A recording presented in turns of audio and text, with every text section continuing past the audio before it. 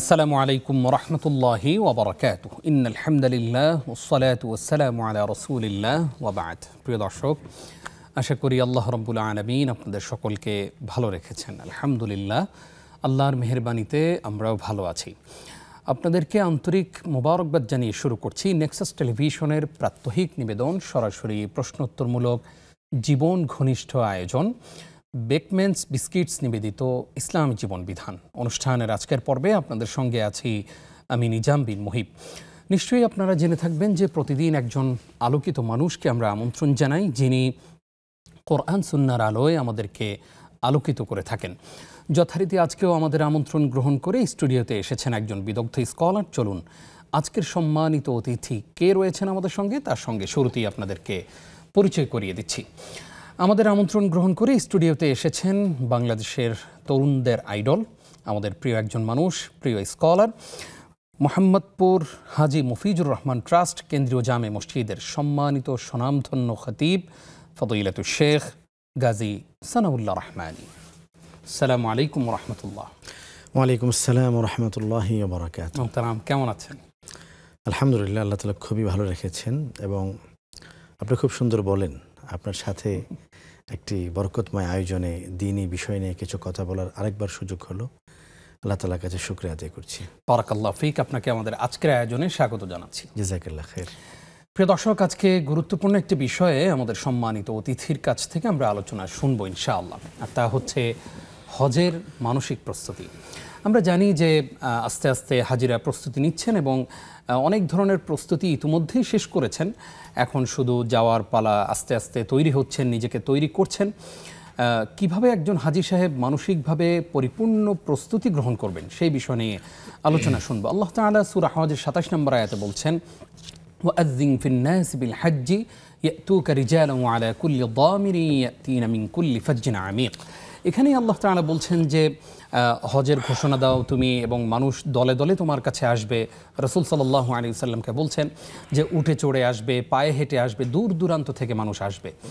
এই যে প্রতি বছর লক্ষ লক্ষ হাজি লাব্বাইক আল্লাহুম্মা লাব্বাইক এই ধ্বনিতে মুখরিত করে রাখে মক্কা আল মুকাররমা, এবং পৃথিবীর নানান জায়গা থেকে আমরা সেই সুন্দর শুভ্র দৃশ্য দেখতে পাই। সেলাইবিহীন কাপড়, দুটো কাপড় পরে কি সুন্দর করে হাজি সাহেবরা তাওয়াফ করেন, হজের কাজগুলো সম্পাদন করেন, সেই বিষয় নিয়ে আলোচনা শুনব। স্ক্রিনে প্রদর্শিত নাম্বারে আমাদেরকে ফোনে এই বিষয়ে প্রশ্ন করতে পারেন, যে কোনো বিষয়েই প্রশ্ন জানাতে পারেন। নেক্সাস টেলিভিশন ইসলামিক এই ফেসবুক পেজেও কমেন্টের মাধ্যমে প্রশ্ন করতে পারবেন। শেখ, আপনার কাছে আমরা জানতে চাই যে মানসিক প্রত্যেকটা কাজকে পরিপূর্ণ সুচারুরূপে করতে হলে তার আগের পূর্ব প্রস্তুতিটা সম্পন্ন করা, পরিপূর্ণভাবে করা, এটা অত্যন্ত জরুরি। এটাই আসলে কাজের অর্ধেক হয়ে যায়। আপনি আমাদেরকে শুরুতেই জানাবেন হজের মানসিক প্রস্তুতি নিতে হলে আমাদের কি কি করতে হবে। আলহামদুলিল্লাহি রাব্বিল আলামিন ওয়াসসালাতু ওয়াসসালামু আলা রাসূলিল আমিন ওয়া আলা আলিহি ওয়া আসহাবিহি আজমাইন। হজটা আসলে কি? এর অনেকগুলো ব্যাখ্যা। একটা ব্যাখ্যা হতে পারে ইসলামের ফরজ বিধান, একটা ব্যাখ্যা হতে পারে ইসলামের ৫ স্তম্ভের অন্যতম স্তম্ভ, একটা হতে পারে যে ইসলামের ৫টি স্তম্ভের মধ্যে বিশেষায়িত যে স্তম্ভ দুটো, একটা হলো যাকাত আর একটা হলো হজ, যেটা সকলের জন্য নয়, নট ফর অল, স্পেশাল মানুষদের জন্য, যেটা আল্লাহ তাআলা কোরআনেই বলেছেন, ওয়ালিল্লাহি আলান নাসি হজ্জুল বাইত মান ইসতাতা ইলাইহি সাবিলা। যারা পথের উপর সক্ষম, এই সক্ষমতার দুটো ব্যাখ্যা। একটি ব্যাখ্যার কথা আপনি জানতে চেয়েছেন।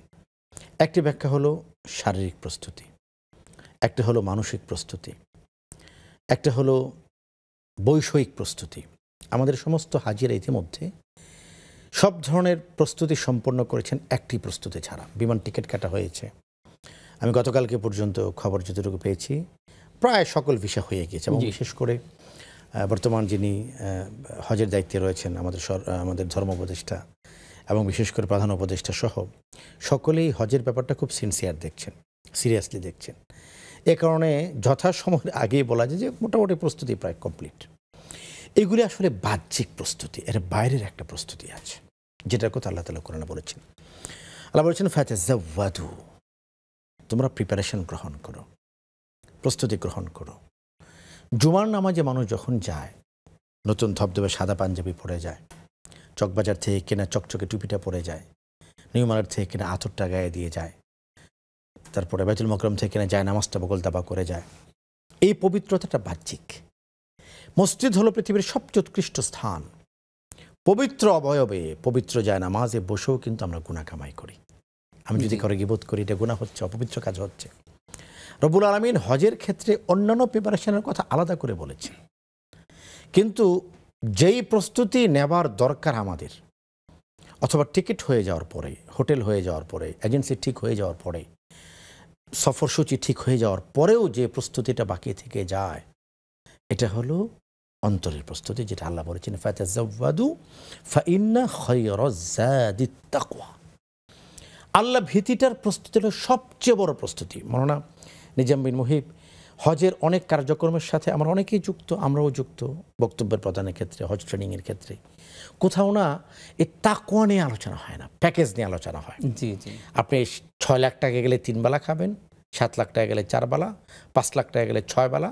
লাখের পরিমাণ যত বাড়বে, মেনুর পরিমাণ তত বাড়বে। কেউ কথা বলে না যে আপনার লাগেজ যত ছোট হবে আপনার তাকওয়া তত বেশি হবে, এটা কেউ বলে না। জি অথচ এই প্রিপারেশনের কথা আল্লাহ তাআলা বলেছেন ফাতাযাওয়াদু ফাইন্না খায়রাজ যাদিত তাকওয়া। তোমরা প্রস্তুতি গ্রহণ করো। কিসের প্রস্তুতি? আল্লাহ বলেছেন জেনে রেখো, সবচেয়ে বড় প্রস্তুতি হলো তাকওয়ার যে প্রস্তুতি। আর আমরা সবাই জানি রাসূল করিম সাল্লাল্লাহু আলাইহি ওয়াসাল্লাম বলেছেন, কানা নবী সাল্লাল্লাহু আলাইহি ওয়াসাল্লাম ইশিরু ইলা সাদরি ওয়া ইয়াকুল আত-তাকওয়া হাহুনা, আত-তাকওয়া হাহুনা। জেনে রেখো তাকওয়ার অবস্থান হলো এখানে। সুতরাং হৃদয়ের প্রস্তুতি গ্রহণ করার এখনই সময়, এবং এটা হলো সবচেয়ে বড় প্রস্তুতি। জাযাকাল্লাহ খাইর। আমরা আসবো আপনার কাছে আবার ইনশাআল্লাহ। একটা ফোন নিয়ে আসি। আসসালামু আলাইকুম। ওয়ালাইকুম সালাম রাহমাতুল্লাহি ওয়া বারাকাতুহু। ভাইয়া, আমার 3টা প্রশ্ন। জি জি, বলুন। আমার প্রথম প্রশ্ন হচ্ছে যে আমি সবসময় মানে আসর নামাজের পরে এবং আপনাদের অনুষ্ঠানে দেখার সময় 100 বার করে তাসবিহ, তাহলিল, জিকির, দুরূদ এগুলা পাঠ করি। এখন 100 বার করে যে আমি নির্দিষ্ট করে পড়ি, এটা কি আমার বিদআত হবে কিনা? আচ্ছা, বুঝছেন তো আমার প্রশ্নটা? জি জি জি জি। আর দ্বিতীয় প্রশ্ন হচ্ছে যে মানে আমি শুনেছি যে সূরা আল ইমরানের শেষ 10 আয়াত নাকি রাতের শেষ ভাগে পড়লে মানে সারা রাত দাঁড়িয়ে ইবাদত করার সওয়াব পাওয়া যায়, এটা কতটুকু সহি? আচ্ছা, আর তৃতীয় প্রশ্ন, আরেকটা প্রশ্ন ভাইয়া, জি জি, বলুন। আমাকে কোরআন খতম করার নিয়মটা একটু বলবেন। মানে আমরা যখন আগে খতম দিয়েছি ছোটবেলায়, তখন মানে আমাদের হুজুর আমাদেরকে শিখাইছে যে মানে শেষ করে আবার প্রথমে মানে সূরা ফাতিহা পড়ে, আর মানে ওই সূরা ফাতিহার পরে মানে আরেকটা বাকারার প্রথম কিছু জি জি জি, অংশ আমরা পড়তে বুঝতে হয়। পেরেছি আপনার প্রশ্ন। আপনি আমাদের সঙ্গেই থাকুন। প্রিয় দর্শক, এই মুহূর্তে আরও একজন কলার আছেন আমাদের সঙ্গে। আসসালামু আলাইকুম। ওয়ালাইকুম আসসালাম। জি বোন, বলুন। জি, আমার প্রশ্ন হলো নামাজ সম্পর্কে।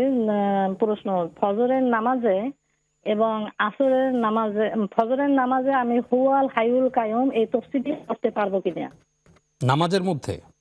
না, নামাজ শেষে তো যে আমরা সালাম ফিরে গিয়া জি, জি। যে তফসি পড়ি, সেই তো হুয়াল হাইউল কায়ুম ফজরের নামাজে এই তফসি আমি পড়তে পারবো কিনা? আচ্ছা, আর জি বলুন। জি, আর হলো যাইয়া আপনার ওই আসরে তো আমরা জানি যে নফল নামাজ পড়া যায় না।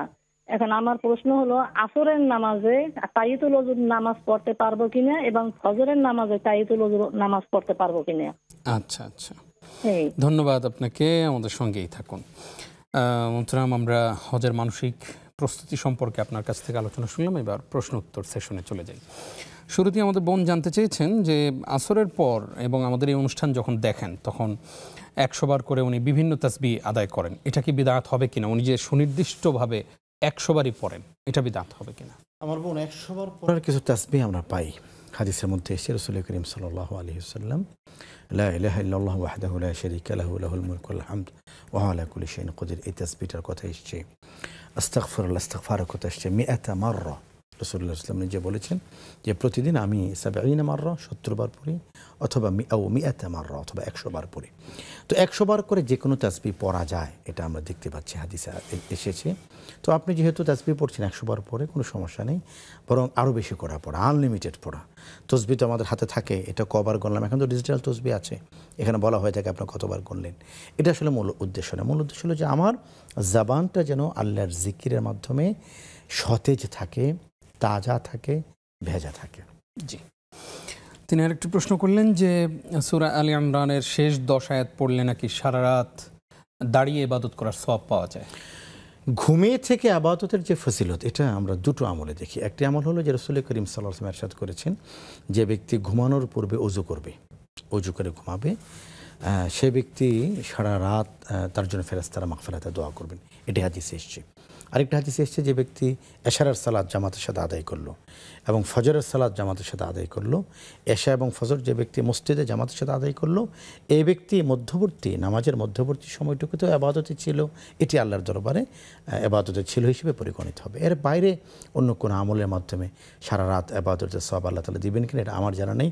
তবে আপনি কোরআনের যে কোনো অংশ পড়তে পারেন। রাসূল করিম সাল্লাল্লাহু আলাইহি ওয়াসাল্লাম ঘুমানোর পূর্বে দুটো সূরার কথা বলেছেন, একটি হলো সূরা মুলক, আরেকটি হলো সূরা সিজদা, 30 আয়াত বিশিষ্ট সূরা, যেটা রাসূল করিম সাল্লাল্লাহু আলাইহি ওয়াসাল্লাম সবসময় তেলাওয়াত করতেন ঘুমাতে যাবার আগে, সূরা মুলক এবং সূরা সিজদা।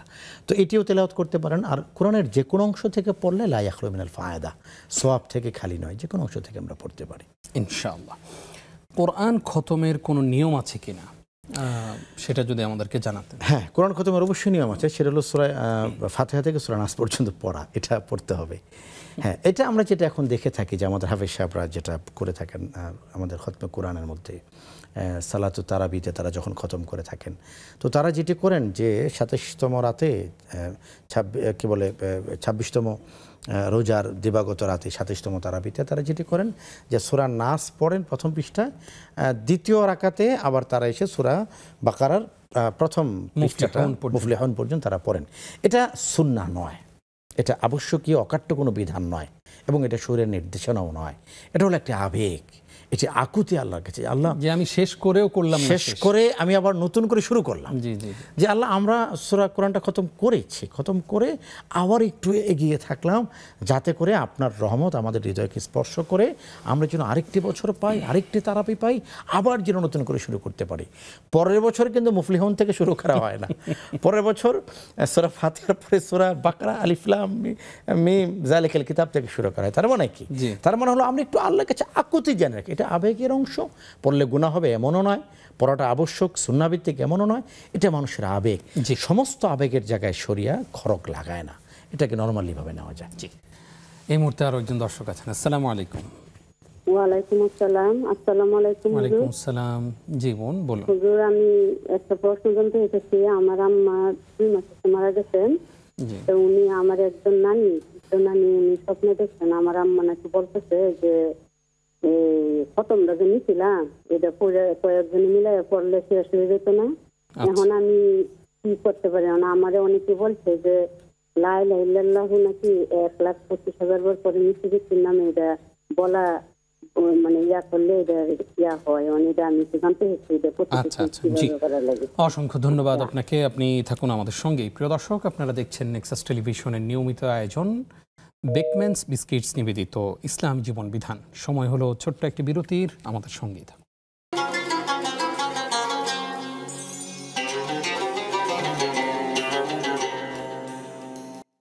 প্রিয় দর্শক, আপনাদেরকে আরও একবার স্বাগত। দেখছেন বেকম্যানস বিস্কিটস নিবেদিত ইসলাম জীবন বিধান। স্ক্রিনে প্রদর্শিত নম্বরে আমাদেরকে ফোনে প্রশ্ন করুন, ইনশাআল্লাহ আমরা জবাব দেওয়ার চেষ্টা করব। মোহতারাম, আপনাকে আরও একবার স্বাগত। জাযাকাল্লাহ খাইর। আমাদেরকে একজন প্রশ্ন করেছেন যে ফজরের নামাজের শেষে হুয়াল হাইয়ুল কাইয়ুম, এটা উনি আমল করতে পারবেন কিনা? জাযাকাল্লাহ খাইর। আমার বোন, বিষয়টি হলো হাইয়ুন কাইয়ুম, এটি আল্লাহ তাআলার নাম, মিন আসমাইল হুসনা। আল্লাহ তাআলার যেই 99টি নাম এসেছে এর মধ্যে এটি, এবং কোরআনুল কারীমে এটি আসছে আল্লাহুল্লাযী ইলাহা ইল্লা হুয়াল হাইয়ুল কাইয়ুম। আল্লাহ তাআলার যে কোনো নাম যে কোনো সময় যে কোনো সংখ্যায় পড়া যায়। একবার পড়লে সওয়াব হবে, 10 বার পড়লেও সওয়াব হবে। তবে আমি যে সংখ্যাটা পড়ছি এটাকে যে আমি 3 বার পড়ছি, 7 বার পড়ছি, আমার মতো করে এটা পড়ছি, এটাকে সুন্নাহ মনে না করা। রাসূল করিম সাল্লাল্লাহু আলাইহি ওয়াসাল্লাম বেশ কিছু দোয়ার ক্ষেত্রে 3 বার পড়তে বলেছেন, কোনো দোয়ার ক্ষেত্রে 7 বার পড়তে বলেছেন, কোনো দোয়ার ক্ষেত্রে 100 বার পড়তে বলেছেন, কোনো দোয়ার ক্ষেত্রে 1 বার পড়তে বলেছেন। তো আপনি হাইয়ুন কাইয়ুম পড়তে পারেন, আপনার মতো করে পড়তে পারেন, কোনো সমস্যা নেই, সওয়াব হবে ইনশাআল্লাহ তাআলা। ইনশাআল্লাহ।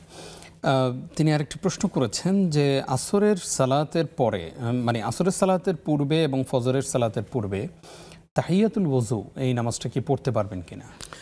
আসরের সালাতের পূর্বে তো পড়া যায়। আসরের সালাতের পূর্বে শুধু তাহিয়াতুল ওযু নয়, সুন্নাহ রয়েছে 4 রাকাত, যেটা রাসূল করিম সাল্লাল্লাহু আলাইহি ওয়াসাল্লাম বলেছেন যে উম্মাহ এই ব্যাপারে সবচেয়ে বেশি গাফেল, অত্যন্ত বরকত, অত্যন্ত ফজিলত, এই জন্য আপনি পড়তে পারেন। ফজরের সালাতের ক্ষেত্রে একটু ভিন্ন আমরা দেখি যে রাসূল করিম সাল্লাল্লাহু আলাইহি ওয়াসাল্লাম ফজরের সুন্নাতের পরে ফরজ পর্যন্ত তিনি আর কোনো নামাজ পড়তেন না। এটা আমাদের মসজিদে যেটা হয়, আমি মৌলানার মসজিদের কথা জানি না, আমার এখানে 5টার আগে আজান হয়, 5:20 জামাত, তো 15তে। হ্যাঁ 15তে। তো এতে হয় কি এই লম্বা সময় কিন্তু 15-20 মিনিট, 20 বা 25 মিনিট হয়। এটা হারামে তো আরও লম্বা সময়, হারামে সম্ভবত 45 মিনিটের মতো একটি সময় থাকে, আর কোনো নামাজ কিন্তু নেই।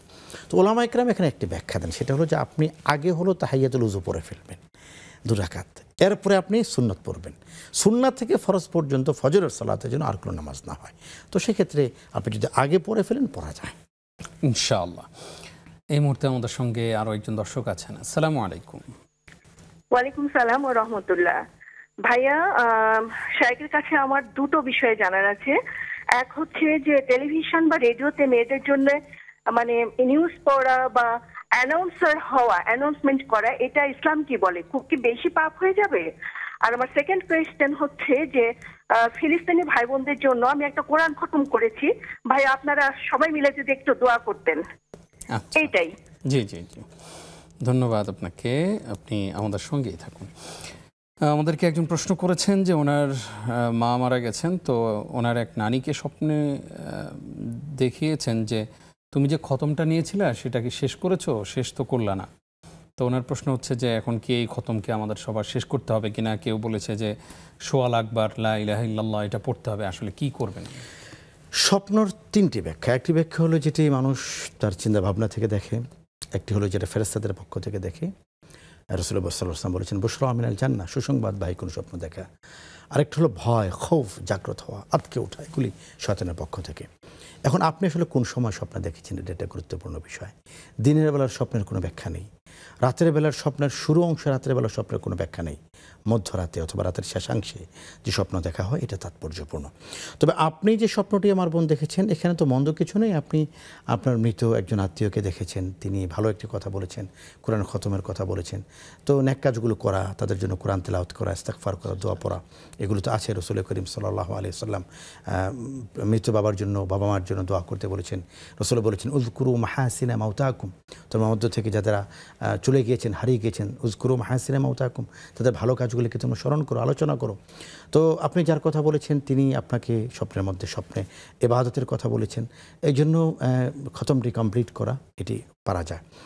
1.25 লাখের খতম, 1.25 লাখের খতম, এটা বাংলাদেশে অথবা আমি ঠিক জানি না বাংলাদেশের বাইরে আরও কোথাও আছে কিনা, বহুল প্রচলিত।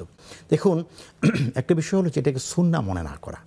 এটাকে যদি আমরা মনে করি যে নবীজি করেছেন তাহলে এটি গুনাহ হবে, এটা রাসূল করিম সাল্লাল্লাহু আলাইহি ওয়াসাল্লাম থেকে সুন্নাহ নয়। তবে হ্যাঁ, ওলামায়ে কেরাম বিভিন্ন জন এই আমলের কথা বলেছেন, ওলামায়ে কেরাম এই আমলটির কথা বিভিন্ন সময় বলে থাকেন। এই জন্য এটি করা যেতে পারে, করলে সওয়াব হবে, গুনাহ হবে না, কিন্তু এটাকে সুন্নাহ মনে করে করা উচিত নয়। জাযাকাল্লাহ খাইর। আমাদেরকে একজন প্রশ্ন করেছেন যে নিউজ পড়া বা অ্যানাউন্সার হওয়া এটা কি শরিয়া সম্মত কিনা, গুনাহ হবে কিনা? আমার বোন আপনাকে ধন্যবাদ। আমরা যারা এই অনুষ্ঠানটিতে বসি আমরা কিন্তু আদেশপ্রাপ্ত, কার পক্ষ থেকে? আল্লাহর পক্ষ থেকে। তো এখানে বসে ওই সমস্ত কথা বলতে হবে যে কথাগুলি কোরআন এবং হাদিস আমাদেরকে বলে, কোরআন হাদিসের দায়বদ্ধতা যেখানে আছে। নারীদের কণ্ঠেরও পর্দা আছে, নারীদের কণ্ঠের পর্দা আছে। রাসূল করিম সাল্লাল্লাহু আলাইহি ওয়াসাল্লাম নারীদেরকে গায়রা মাহরাম পুরুষের সাথে কর্কশ ভাষায় কথা বলতে বলেছেন। কেন বলেছেন? কর্কশ ভাষায় কথা বললে একজন নারীর হৃদয়ের মনোভাব সম্পর্কে কখনো জানা যাবে না। কমনীয় নমনীয় কথা বললে, যাদের অন্তরে মারাদুন ফি কলবিহি, যাদের অন্তরের মধ্যে রোগ আছে, ব্যাধি আছে, এই সমস্ত ব্যাধিগ্রস্ত অন্তরের মধ্যে পাপের সৃষ্টি হতে পারে। এই জন্য নারীদের জন্য তাদের কণ্ঠকে সংরক্ষণ করা, কণ্ঠ যেন পরপুরুষ শুনতে না পারে, সেটাও পর্দার অংশ এবং এটি শরীয়তের বিধান। এক্ষেত্রে বলা যায় নারীরা নিউজ প্রেজেন্ট করা, সংবাদ উপস্থাপনা করা অথবা তাদের কণ্ঠ কোনোভাবে পরপুরুষের কানে পৌঁছানো এবং সেটা খুব আকর্ষণীয়ভাবে, এগুলি ইসলামী শরীয়ত অনুমোদন করে না। জি, আমাদের সঙ্গে ফেসবুকে অনেকেই যুক্ত হয়েছে। একজন প্রশ্ন করেছেন তাহরিমা জাকি, তিনি জানতে চেয়েছেন আমার নানুর বাসা জেঠি ভেঙে নতুন বাসা বানানো হয়েছে। আচ্ছা, আমি বারবার সেই পুরনো বাসাটাকেই স্বপ্নে দেখি, স্বপ্নগুলো ভালো, এর মানে কি? এর মানে তো আসলে স্বপ্নের ব্যাখ্যা করতে হয় ফজরের পরে। এখন তো বিকেল, দুপুর গড়িয়ে সন্ধ্যা বিকেল হচ্ছে, এই সময় ব্যাখ্যা করা উচিত না। তো আমি আপনাকে বলছি নেকফালি, ভালো মনদ নেওয়া যায়। এর মানে হলো সম্ভবত সেই বাসায় আপনার ইবাদত বন্দেগী ভালো ছিল, একটু বেশি ছিল, নতুন বাসায় এসে হয়তো ব্যস্ততার কারণে আপনার ইবাদত বন্দেগী কমে গিয়েছে। তো আপনি ইবাদত বন্দেগী বাড়িয়ে দিন, ইনশাআল্লাহ তাআলা আশা করি যে এ ধরনের স্বপ্ন আল্লাহ তাআলা আপনাকে হেফাজত করবেন, ইবাদতটা বাড়িয়ে দিতে পারেন আপনি ইনশাআল্লাহ। জি, মোহাম্মদ শাফায়াত হোসেন তিনি জানতে চেয়েছেন, আমাদের দেশে বিভিন্ন নাট্য চরিত্রে দেখা যায় অনেক মুসলিম অভিনেতা অভিনেত্রী কাটিয়ে শুয়ে এই যে খাটিয়াতে শুয়ে কাফনের কাপড় পরে কবরে শুয়ে মৃত্যুর অভিনয় করে, ইসলামের দৃষ্টিতে এগুলো কেমন? দেখুন, অভিনয়টা তো ইসলামে জায়েজ নেই, এটা তো একটা চরিত্রের ভিন্নতর ব্যাখ্যা।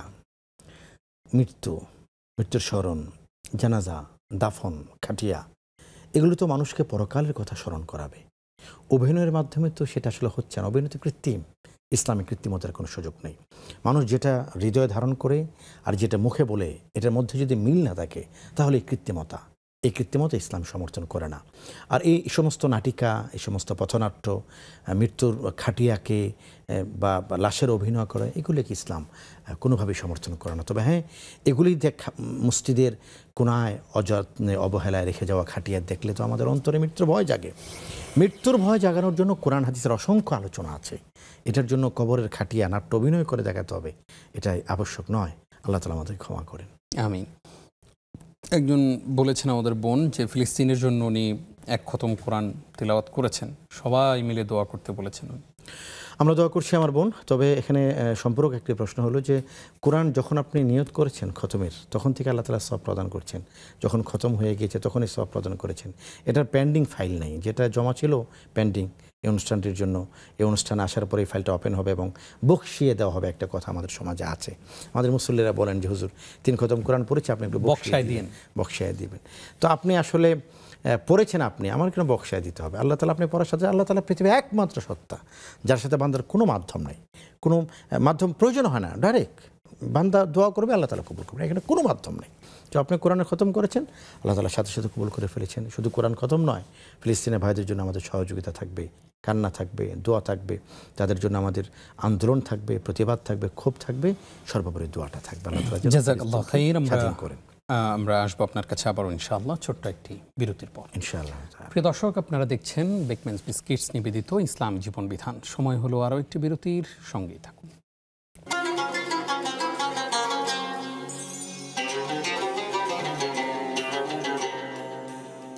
প্রিয় দর্শক, আরও একবার স্বাগত আপনাদেরকে। দেখছেন ইসলামী জীবন বিধান। প্রতিদিনের আয়োজনে নিশ্চয়ই আপনারা সংযুক্ত থাকেন সবসময়, আজকেও যুক্ত হবেন এবং প্রশ্ন করবেন, সেটাই প্রত্যাশা করছি। মোহতারাম, আপনাকে আরও একবার স্বাগত জানাচ্ছি। আমরা এবার জানতে চাই যে অনেকে তাদের নিজের হজ না করে বৃদ্ধ বাবা মাকে পাঠান, যে আমাকে আল্লাহ তাআলা টাকা দিয়েছে, আমি না গিয়ে আমার বাবা মায়ের শখটা পূরণ করি, ওনারা কখনো কাবা দেখেন নাই, বাইতুল্লাহ যান নাই, এই কাজটি কি ঠিক কিনা? দেখুন, এই আলোচনা আমরা শুরুতেই করেছি যে হজ ফরজ হওয়ার ক্ষেত্রে দুটো বিষয়। একটি হলো মানিস্তাতা ইলাইহি সাবিলা, পথের সক্ষমতা থাকতে হবে। এই পথের সক্ষমতার দুটো সংজ্ঞা। একটি সংজ্ঞা হলো অর্থনৈতিক সক্ষমতা, 2 নম্বর সংজ্ঞা হলো স্বাস্থ্যগত সক্ষমতা।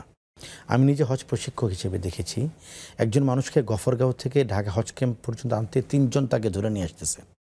3 জন চ্যাং ধোলা করে ওনাকে হজ ক্যাম্প উঠাচ্ছেন। ইয়াল্লাহর বান্দা, সাফা কীভাবে উঠবেন, মারোয়া কীভাবে উঠবেন? আস্তাগফিরুল্লাহ আলী আযীম।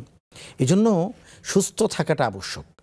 কোনোভাবে আমার এটা ব্যক্তিগত খেয়াল, 60 বছর পেরিয়ে যাওয়ার পরে শারীরিকভাবে শক্তিশালী নয় এমন মানুষকে হজে না পাঠানো। এরপরে দেখুন, হজটা কষ্টের। রাসূল করিম সাল্লাল্লাহু আলাইহি ওয়াসাল্লাম বলেছেন, আল্লাহ তুমি সহজ করো, আল্লাহ তুমি সহজ করো। হজের ক্ষেত্রে রাসূল বলেছেন, রব্বি ইয়াসসির, আল্লাহ তুমি সহজ করো। আমরা উমরা নিয়ত করি, আল্লাহুম্মা ইন্নী উরিদুল উমরাতা ফায়াসসির হালি ওয়া তাকাব্বাল মিন্নি। নামাজের ক্ষেত্রে কিন্তু কখনো বলেন আল্লাহ তুমি সহজ করো, রোজার ক্ষেত্রে বলেন আল্লাহ তুমি সহজ করো।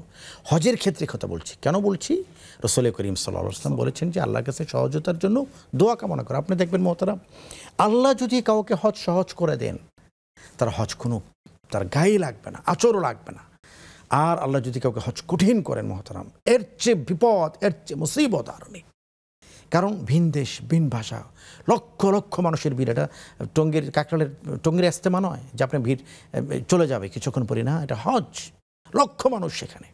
রাসূল করিম সাল্লাল্লাহু আলাইহি ওয়াসাল্লাম সেই সময় দোয়া করেছেন, আজ থেকে ১,৫০০ বছর আগে, আল্লাহুম্মা ইন্নী উরিদুল হাজ্জা ফায়াসসিরহু লি ওয়া তাকাব্বাল মিন্নি, আল্লাহ সহজ করেন, আল্লাহ সহজ করেন। এই জন্য শারীরিক সক্ষমতা অত্যন্ত দরকার। আমি কয়েকদিন আগে উমরার সফরে দেখেছি একজন বৃদ্ধ মানুষ, তার ডায়ালাইসিস চলে, এই অবস্থায় তাকে পাঠানো হয়েছে উমরায়। মাতাফের মধ্যে আমাদের মতো সুস্থ মানুষরাই আমরা প্রচণ্ড টেনশনে থাকি। এই মানুষটা যখন অসুস্থ হয়ে পড়েন তখন এই কাফেলের উপরে প্রভাব পড়ে, তার জন্য আরও ২-৩ জন লোককে তার পিছনে সবসময় সময় থাকতে হয়। এই জন্য পৃথিবীর সমস্ত শখ হয়তো একজন মানুষের পূরণ হবে না। বাবা বিছানায় চলে গেছেন, এই মানুষটাকে বিছানা থেকে উঠিয়ে ২-৩ জন মিলে ধরে, না, এটা করবেন না বাবা। এজন্য সুস্থ থাকতে হজ করুন, সুস্থ থাকতে হজ করুন। বৃদ্ধ হয়ে গিয়েছেন, আপনি বাবাকে করাবেন না, আপনি বাবার পক্ষ থেকে করুন। আমরা অনেকে মনে করি বাবা না হজ করলে ছেলে কিভাবে করবে, এটা ভুল। ছেলে করুন, আপনি আপনার বাবার পক্ষ থেকে করুন। আপনার বাবা এখন বৃদ্ধ, তাকে বিছানার জন্য, তাকে আরামের জন্য রাখুন, রিল্যাক্সের জন্য রাখুন, কিন্তু হজে তাকে পাঠাবেন না। যদি অনেক মানুষ আছেন ৮০ বছর বয়স, এরপরও তিনি শক্তি সামর্থ্যের দিক থেকে আমাদের চেয়ে এগিয়ে, আলহামদুলিল্লাহ, কোনো সমস্যা নেই, তিনি যেতে পারেন। এই জন্য শারীরিক সক্ষমতা যেমন গুরুত্বপূর্ণ, অর্থনৈতিক সক্ষমতা তেমন গুরুত্বপূর্ণ। মনে রাখতে হবে হজ হলো নফসি, আমাকে আমার বিষয়টা দেখতে হবে, আরেকজন ধরে দিবে। এখানে কিছু আমাকে ক্ষমা করবেন মহতারাম, কিছু মনে করবেন না, এজেন্সির একটা বড় সমস্যা আছে। এজেন্সিরা খুব মধুর কথা বলে, কথাটা খুব সুন্দর, কিন্তু সম্পূর্ণ মিথ্যে। কি বলে, আমার বাবাকে আমি হজ করাতে পারি না, আপনার বাবাকে নিজের বাবার মতো করে হজ করাবো। যে লোক কথা যত বেশি বলে, এ লোক তত বড় বাটপার। এই লোক ওই তার এজেন্সি কি বলে, আপনাকে হোটেলে রাখার পরে তাকে আপনি কী করে পাবেন? সে ৩০০ হাজি ৪০০ হাজির ব্যস্ততায় সে আসে, তার মল্লে অফিসে দৌড়াতে হচ্ছে, খাবার নিয়ে দৌড়াতে হচ্ছে, কিন্তু আপনার ঘরে যখন এসেছেন, তিনি যখন টাকাটা নিয়ে গেছেন তখন বলেছেন আমি নিজ হাতে ধরে রাখবো।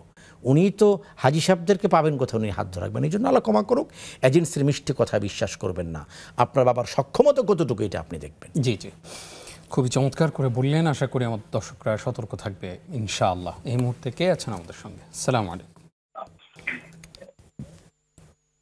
ওয়ালাইকুম আসসালাম ওয়া রাহমাতুল্লাহি ওয়া বারাকাতুহু। জি, প্রশ্ন করুন।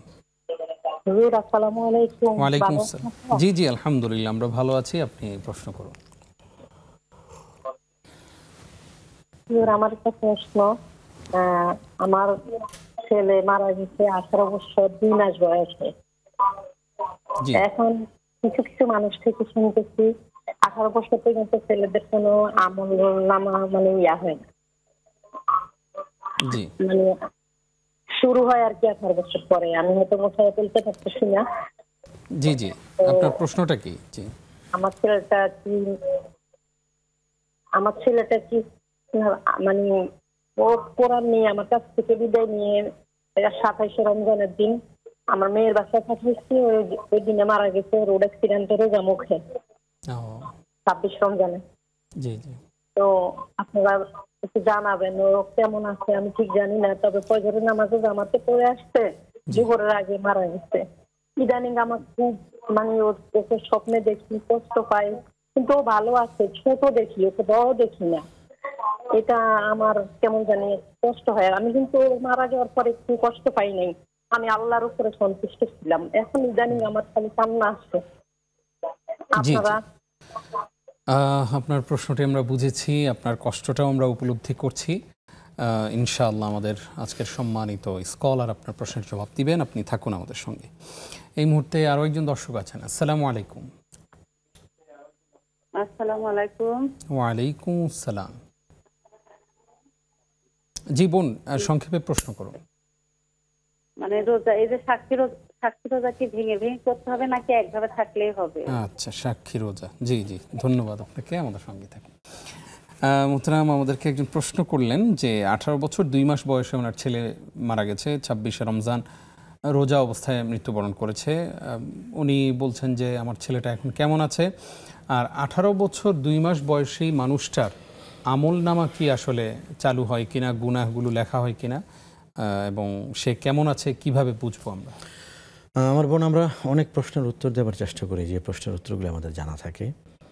তো একজন মানুষ মারা যাওয়ার পরে কেমন থাকে, এই প্রশ্নের উত্তর আমাদের কাছে নেই। তবে হ্যাঁ, কিছু বিষয় আছে যেটা অনুমান করে বলা যায়।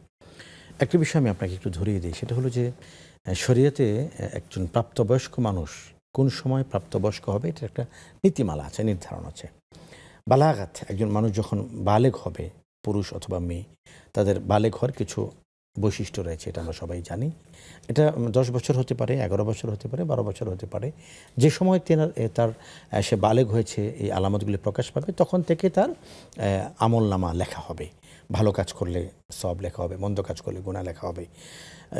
সম্ভবত বাংলাদেশের সরকারি আইনে একটা বয়সসীমা দেওয়া আছে যে 18 বছর পর্যন্ত সে শিশু থাকবে, 18 বছর পার হলে সে প্রাপ্তবয়স্ক হিসেবে পরিগণিত হবে।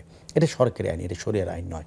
শরিয়ার আইন হলো একটি ছেলে অথবা একটা মেয়ে প্রাপ্তবয়স্ক হওয়ার কিছু নির্ধারিত বৈশিষ্ট্য রয়েছে, এগুলি প্রকাশ পেলে সে বালেক সন্তান বা প্রাপ্তবয়স্ক সন্তান হিসেবে বিবেচিত হবে। তখন তার ভালো কাজগুলি তার জন্য পুণ্য হবে, নেক হবে, মন্দ কাজগুলি তার জন্য গুনাহ হবে। এটা হলো মৌলিক বিষয়। 2 নম্বর বিষয় হলো যে আপনি যেটি বলেছেন যে আমি দুঃখ পাইনি, এটা ভুল। দুঃখ আপনি পেয়েছেন।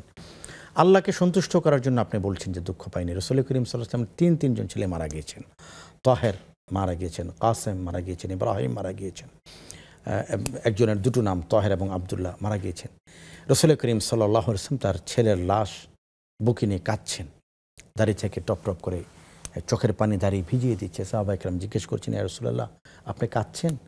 রাসূল বলছেন, কি বলো, আমি কাঁদবো না? আমার কলিজার টুকরা ছেলে মারা গিয়েছে, আমি কাঁদবো না? মা, অবশ্যই আপনি কেঁদেছেন, আপনার হৃদয়টা ভেঙে চুরমার হয়ে গেছে।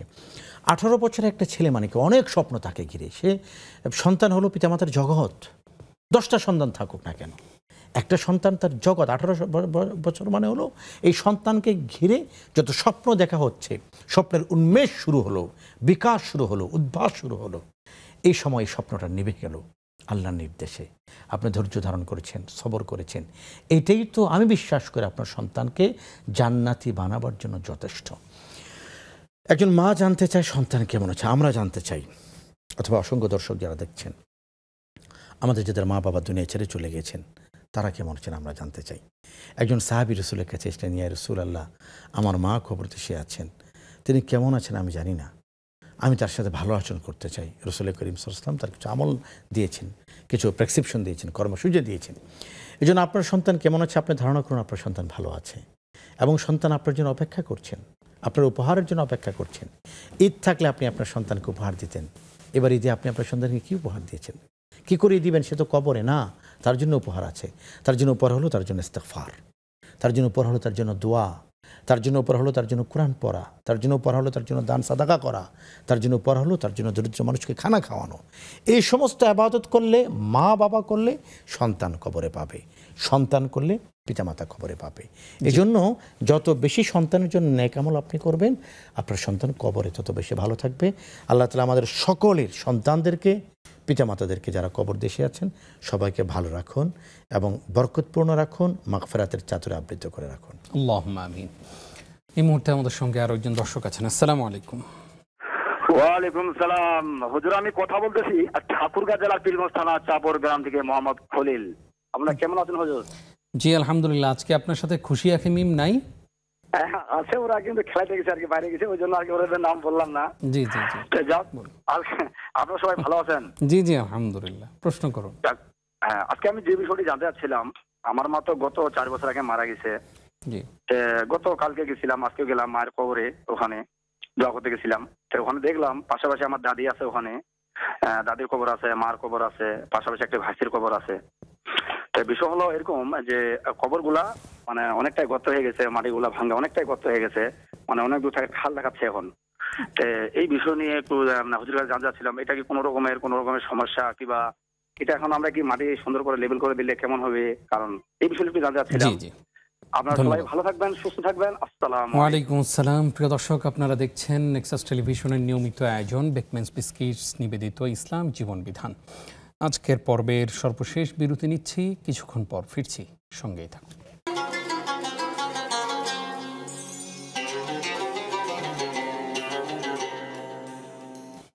প্রিয় দর্শক, আরও একবার স্বাগত আপনাদেরকে।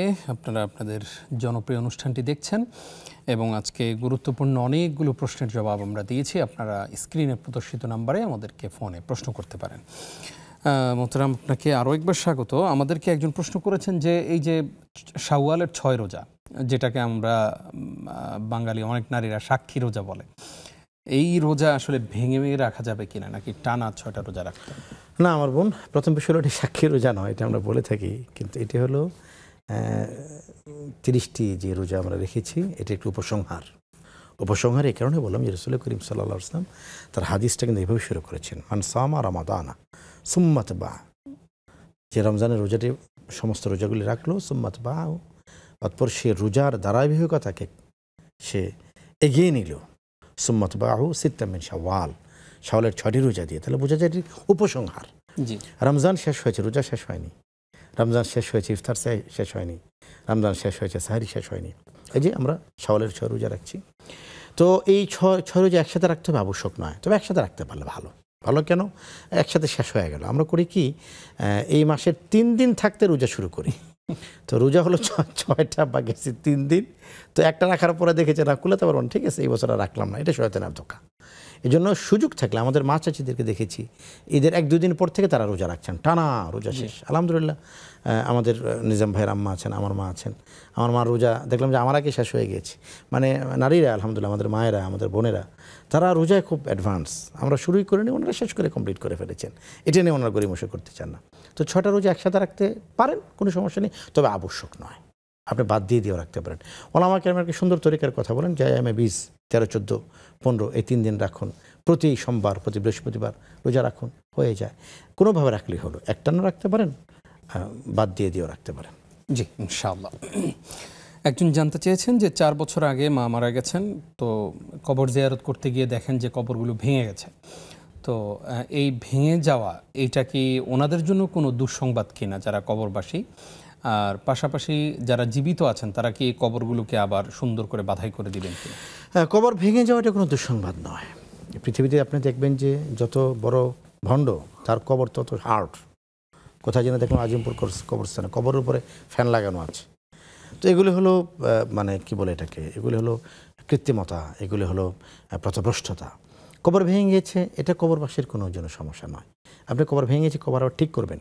কবরকে সংরক্ষিত করা, সুসজ্জিত করা নিষেধ, সংরক্ষিত করা নিষেধ নয়। কবরটা ভেঙে গেছে, মাটিতে ঠিকঠাক করে ফেলুন, কিন্তু এটাকে একেবারে বিলাসময় আয়োজন করা, ঝাড়বাতি লাগানো, একবারে খুব কারুকার্যময় করা, টাইলস লাগানো, এটি বেদাত। কিন্তু কবর ভেঙে গেছে, মাটিতে স্বাভাবিক করে রাখুন। কবরকে সংরক্ষণ করার দায়িত্ব, এখানে গরু ছাগল যেন না আসে, এখানে মানুষ যেন প্রস্রাব পায়খানা না করে। হ্যাঁ, কবর তো একটা গুরুত্বপূর্ণ জায়গা, এখানে আসলে মৃত্যুর স্মরণ হয়। রাসূল করিম সাল্লাল্লাহু আলাইহি ওয়াসাল্লাম কবরস্থানে গিয়েছেন, গিয়ে দোয়া করেছেন, আমরাও কবরস্থানে যাই, দোয়া করি, পিতামাতার কবর জিয়ারত করি।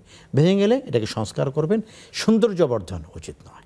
জি, আমরা অনুষ্ঠানের শেষের দিকে আছি, আমরা একটু ভিন্ন একটা প্রসঙ্গে আলোচনা শুনতে চাই আপনার কাছে। সেটা হলো যে এই যে যারা হজ করতে যান, হজে যাওয়ার পূর্বে কত ধরনের প্রস্তুতি, আলহামদুলিল্লাহ সেখানে গিয়েও অনেক কষ্ট করে হজ সম্পাদন করে আসেন, কিন্তু দেখা যায় যে আসার পরেই লম্বা একটা জুব্বা, মাথায় একটা লাল পাগড়ি, বাস কয়েকদিন ওনাকে মসজিদে পাওয়া যায়, এরপরে আর মসজিদে খুঁজে পাওয়া যায় না। এরপরে আবার সে আগের মতোই সুদে টাকা লাগান, আগের মতোই ঘুষ খান, কিছুদিন হয়তো বন্ধ রাখেন।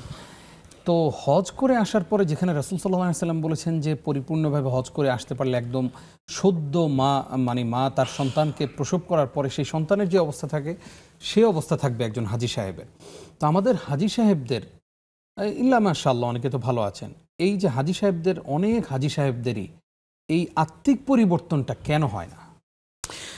হজ করার পরে একটা পরিবর্তন আসে, সেটা হলো নামের মধ্যে পরিবর্তন আসে।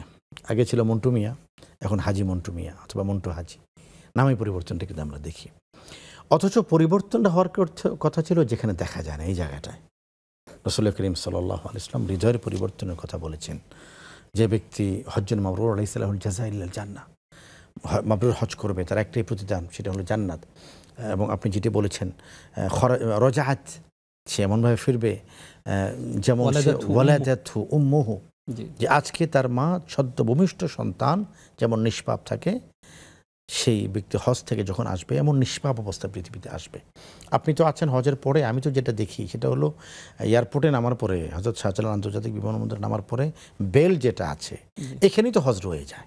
আমি এক আল্লাহর বান্দাকে দেখলাম যে তিনি আমার নাম লেখা জমজমে ওইটা নিয়ে চলে যাচ্ছেন। তো আমি জিজ্ঞেস করলাম, ভাই আমার তো নাম লেখা, উনি বলেন তো কী হলো? তা আমি বললাম যে আমার নাম লেখা আপনি নিয়ে যাচ্ছেন, আপনি একটা নিয়ে নেন, আল্লাহ ক্ষমা করুক।